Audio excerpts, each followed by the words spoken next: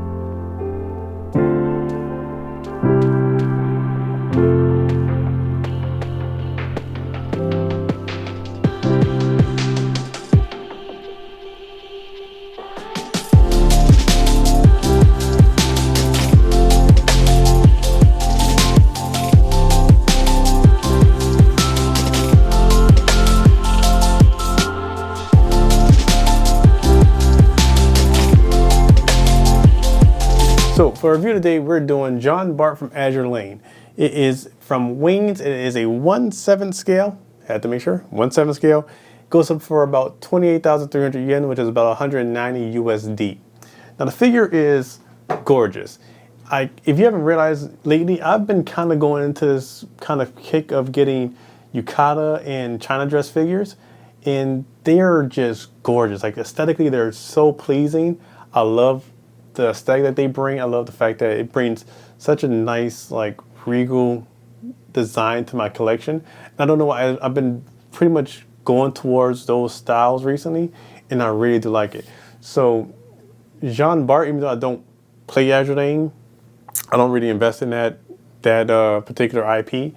I think I think the characters are very gorgeous. So I think a lot of them are very nice. I've seen a lot of Azur Lane figures, and they are all amazing for the most part. Like, they are gorgeous figures and gorgeous characters. I see why people are attracted to them so much.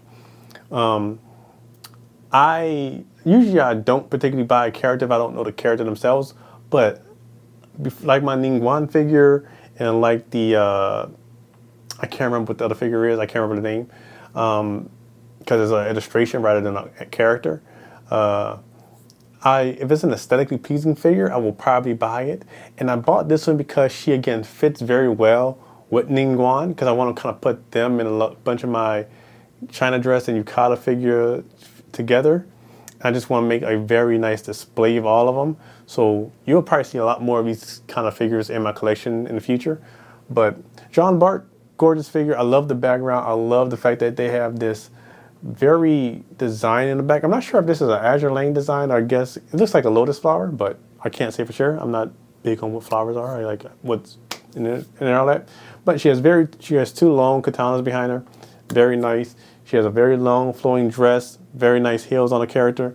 It's a very, I don't want to say pastel type of coloring, because that seems like it's boring. Her colors aren't like vibrant, but they're very muted, and it kind of looks like there's like a brownish like kind of filter over her. I think I've seen Azur Lane's like illustrations sometimes, like their movies, not movies, but like short films, like they have for their games. And usually, like I think with this character, you've seen like a brown filter over them, which is very interesting. But it kind of, she has that motif, like it's like a very old and ancient type of thing around her, and I think it's very nice. It's very aesthetically pleasing to me. It looked like these like lamps on the side. It makes it look like they will light up for her. If I was much more like inclined to like do DIY type stuff, I might be inclined to like put lights inside the actual lanterns, which would be really cool. But I would not want to mess up the figure. So one other thing with that is that the figure comes pre-assembled. So everything's pretty much on the base when you get it. There's no real connecting anything. You don't put the lamps on. You don't put the background on. You may put the background. I can't remember for sure. But I know you don't put her on. She's already on there. The only thing you gotta put in is the swords into the hilts back there. And that's really it. There's not very much assembly with the figure. So that's what the good thing and bad thing depend on how you like your figures. If you like them pre-assembled where you don't have to construct anything, then great. It's a give or take. It depends on the figure for me. This one I'm okay with it because I think they packaged it really well. It was in a very beautiful and giant box. They packaged it really well, so I was very okay with this one coming in like pretty much for the most part one piece. If you don't like figures coming in one piece, then your big thing if they come in separate ones and they could break on individual parts, and then you have to just ship the entire thing back anyway. You gotta ship it back anyway if you find any broken pieces, unless you just want to take the chance like, hey, I'm gonna super glue it and be done, which I wouldn't recommend. I don't like the idea of just super gluing something a lot of times. It depends on what it is. Let me see, how many figures have I broken? I've only broken, I say broken, I've not personally broken them. They've come probably broken or something fell. My Cindric Horror figure, which I didn't break the figure itself, it was the small pieces with it. There was a pair of scissors, I think, that broke.